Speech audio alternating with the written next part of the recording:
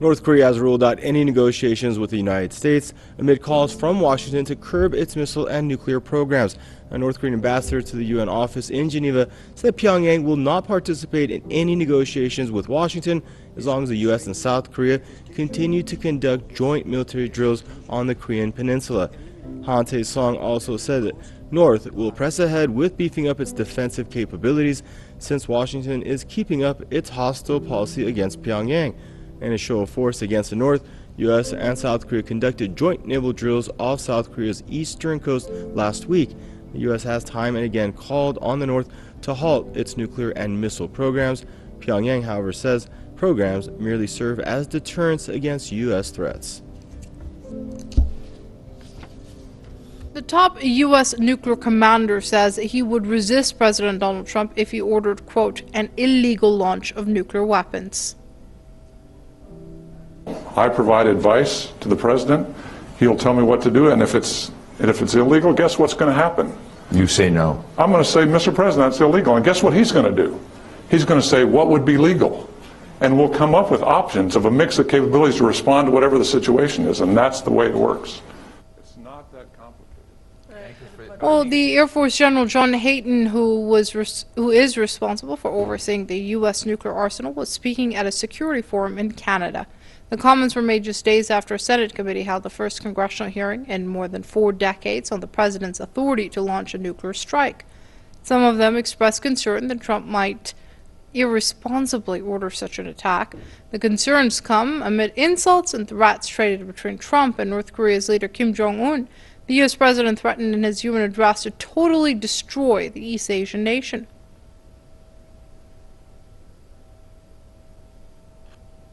Let's speak to Craig Golzetti, political commentator and activist, joining us via Skype from San Diego. Many thanks for joining us here on Press TV. Now, when the U.S. nuclear commander speaks of an illegal launch of nuclear weapons, what does that exactly entail? Listen, this administration's deeply corrupt, replete with pathological liars. It's directly linked to the so-called alt-right, rebranded fascists, neo-Nazis, including those who serve in the White House. White supremacists, misogynists, climate deniers, xenophobes, Islamophobes, militarists, warmongers dominate this administration. At the same time as General Hayton pulls a reverse Dr. Strangelove, Cap Weinberger statement and states, "I'm really in charge," General Kelly revises Civil War history, which should really dispel any illusions that the public can rely on rational generals to restrain President Trump. He has a mass base intoxicated with irrationality, lies, and conspiracy theories, and that's what's supporting him. They're being manipulated by an expansive right-wing media like Fox News, Breitbart, InfoWars, numerous think tanks, evangelical preachers. Our judicial department has issued indictments in an effort to show collusion between the Trump campaign and foreign governments. Most folks, myself including, think this is just the beginning. Either Trump and his cohorts will be indicted for obstruction of justice, or he's going to fire the prosecutors.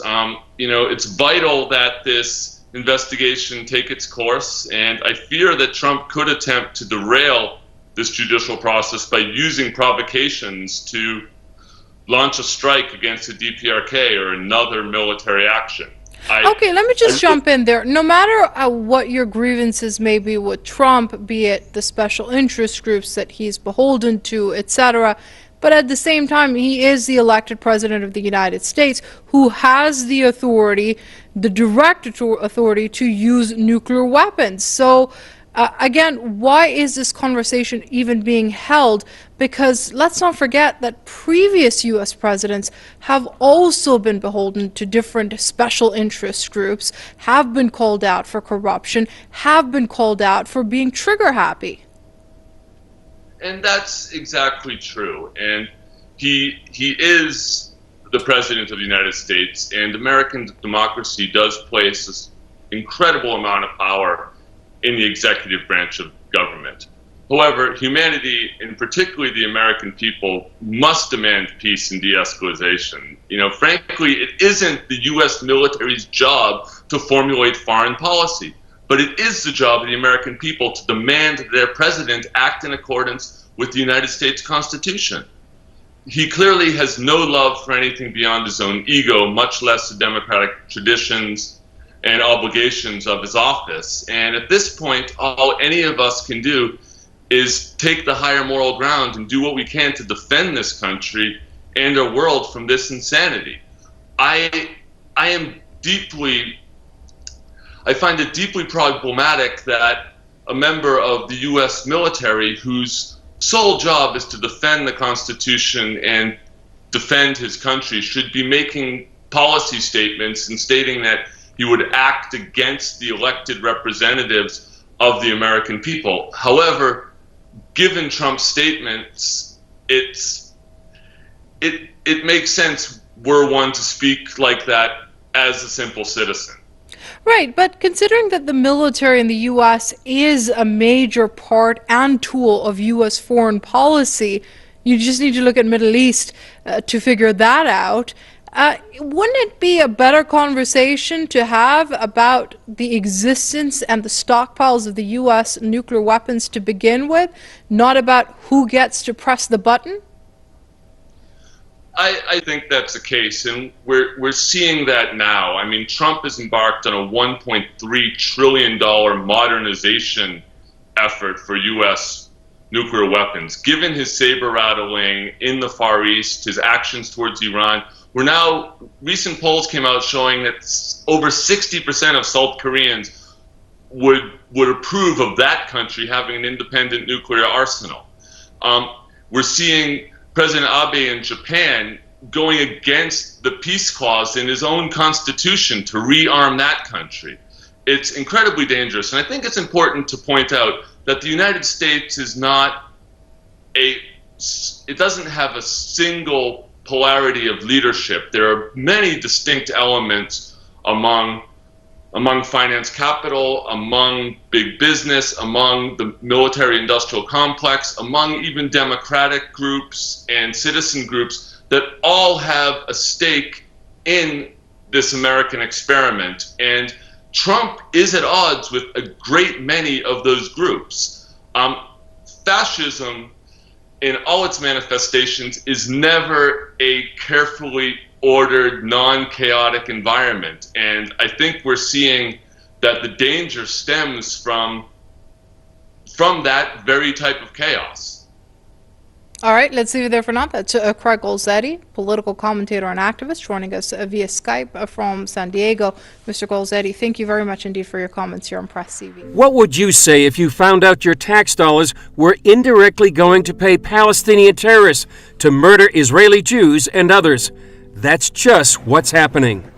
Since 2003, it has been Palestinian law to reward Palestinian prisoners in Israeli jails with a monthly paycheck. Palestinian leadership also pays the families of Palestinian prisoners and suicide bombers. These policies incentivize terrorism. The practice is known as pay to slay. The Taylor Force Act gets its name from the American combat veteran murdered while on a school trip in Israel.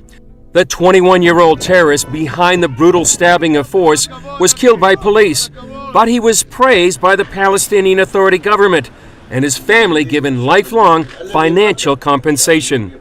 Kinds of compensation include pension for life, triple the average salary in Palestinian areas, free tuition, health insurance, and a clothing allowance for life, and a free monthly stipend. And that's where this current legislation draws the line. Congressman Ed Royce, chairman of the House Foreign Affairs Committee, says stopping that practice, courtesy of $300 million U.S. tax dollars every year, is what's behind the Taylor Force Act. With this legislation, we are forcing the PA to choose between U.S. assistance and these morally reprehensible policies. Despite earlier pressure from Congress to stop these payments, the Palestinian Authority has actually increased the amount paid to terrorists whom they consider martyrs. The payments are on a sliding scale. The more successful the attack, the bigger the payout. In the 2017 PA budget, money to terrorist prisoners increased by 13%, and 4% more went to their families, more than 30,000 recipients in all. This year, direct funding of terrorism has reached $355 million, and yet the PA is largely funded by U.S. taxpayer dollars. The Palestinian Authority claims to its people that they have a right to kill Israelis. Literally, a right to kill Israeli civilians, a right to kill women, children, babies. And they claim that a UN decision from the 1970s, which said that the Palestinians have the right to use all means to gain their rights, means they have a right to kill civilians. Palestinian Media Watch Director Itamar Marcus said while Israel has means to crack down on terrorists, the West can play a major role. Palestinian Authority is so dependent on foreign aid. The United States gives them foreign aid. The European Union gives them foreign aid. Most of the Western European countries give them. They have the power to stop this. The House Foreign Affairs Committee passage of the Taylor Force Act aims to do just that. The measures are expected to pass the full House and go on to the Senate. Chris Mitchell, CBN News, Jerusalem. The United Nations wrapping up its first official meeting today on weaponized robots that can identify and destroy targets without human control. 22 nations today demanded a ban on them, and scientists warn that a new kind of war is coming as militaries around the world pour money into robot weapons. Now this, the Atlas humanoid robot from Boston Dynamics, seen jumping off of boxes and nailing backflips in an intense Olympic-style gymnastics routine. Joining me now is cybersecurity expert with Hotspot Shield, Robert Siciliano. Good to see you, Robert. Should we be concerned by the progress of robots like this? Without a doubt. Yeah, you know, it wasn't too long ago that planes bombing required humans. Now we have autonomous drones that essentially are doing the work for us.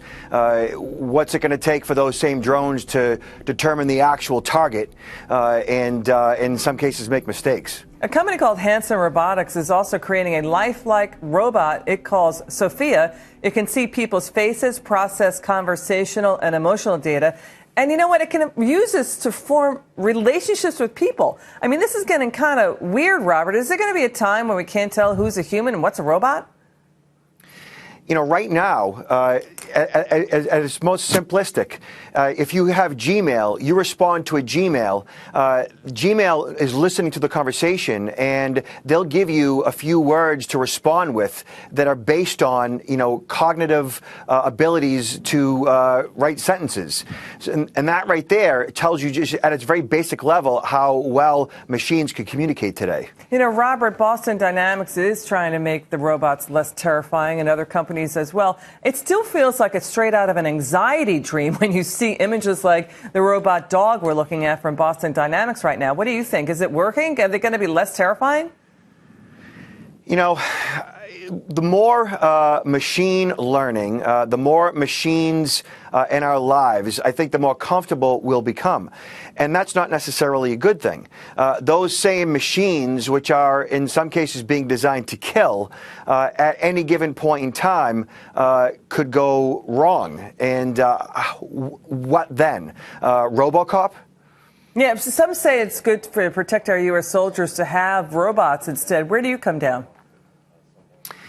You know, I'm all about advancing technology. I'm all about, you know, saving human lives. But there are those out there with nefarious mindsets that, you know, certainly could use this for criminal hacking, social engineering, and, of course, you know, weapons of mass destruction. All right. Thank you, Robert Siciliano. We really appreciate you, sir. Thanks for coming on. Millie Weaver reporting for Infowars.com. So here's what's going down today. The Austin International Drag Festival. So you have all these headliners. You have Poo Poo Platter, May See Some Cocks, Eaton Johnson. I mean, I'll let you figure that one out on your own. And then E. So I came across E, and that's one of the headliners. And that looks like a boy dressed as a woman in drag. We've even recently seen Lactatia, the 8-year-old boy whose parents allow him to dress in drag so he can be paraded around at drag festivals. I'm gonna find out who's lactating today.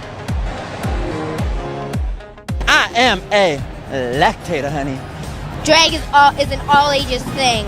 Drag should be an all ages thing, and some people consider it provocative. It's not inappropriate, but it's not something that parents should be afraid of if their kids do, so that the liberals can thus promote children should be encouraged to transition to whatever sexuality they want, even though we're finding out that there are complications associated, such as the hormones causing the boys to have penises that are stunted. There's definitely been a lot of complications in terms of the bottom surgery because I've been on the hormone blockers and basically I haven't had a lot of development. So we're, debating if I have enough material to work with. It's all this weird stuff. You're finding kids then decide later on, actually, I don't want to transition, and then they have to go through a whole reversal process. It's just a freaking disaster. We've also seen public libraries holding drag storytelling time. Drag Queen Story Hour is fantastic because it addresses all of these issues of gender fluidity. Where children are brought to the library to then have a drag queen read them a story, thus normalizing and promoting this drag fetish culture to young children. There aren't a lot of kid drag queens. They're considered inappropriate, but inappropriate just means that you look good. I'm 8 years old, get it right. But do they really need to be being paraded around and given this knowledge into a taboo fetish-like culture at such a young age? That seems like a topic for kids that are much older. We're talking teenagers and even young adults, not for young school children. And when you start reading throughout their event festival page, it says several times that all ages are welcome. It's an all-ages event. You have this overly raunchy, sexualized drag festival. People coming can buy hotel rooms. It's in a hotel. How easy would that be to engage in prostitution? I was kind of waiting for a pet parade to happen in the back. Like, all these pets are adoptable. You could have the queens go down there. All these queens are for adoption.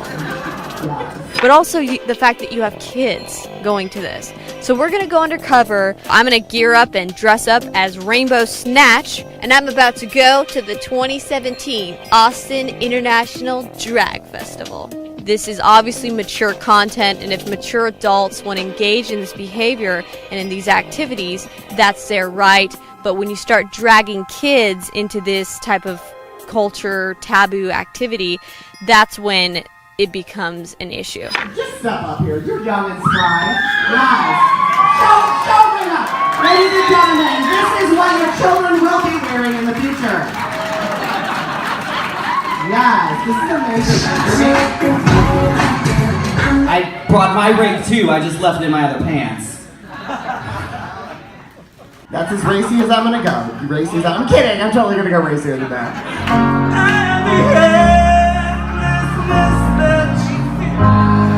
How many gays does it take to run a cable under the stage? Apparently more than 2. She had just dropped in from campus. Big guys with a smoking campus. Well, she ain't flying on a bubble butt. She a 10 with a bubble butt.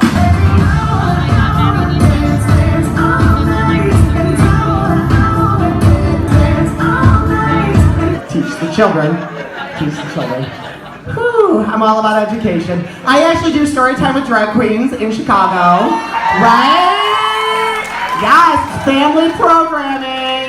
Love it, yes. If all of the children in the audience could plug their ears, because I'm just kidding. Trump's our president, we can say whatever we want. Please welcome to the stage, Cunty Hornet! Ladies and gentlemen, Cunty Hornet, one more time. I married a boy who'd rather be a girl, but he never curls my toes for me like a boy should do a girl. He's stacked like a boy, but in the boudoir he don't attack. You had little boys dressed in drag at this event, and they were watching and participating in what most people would consider mature content.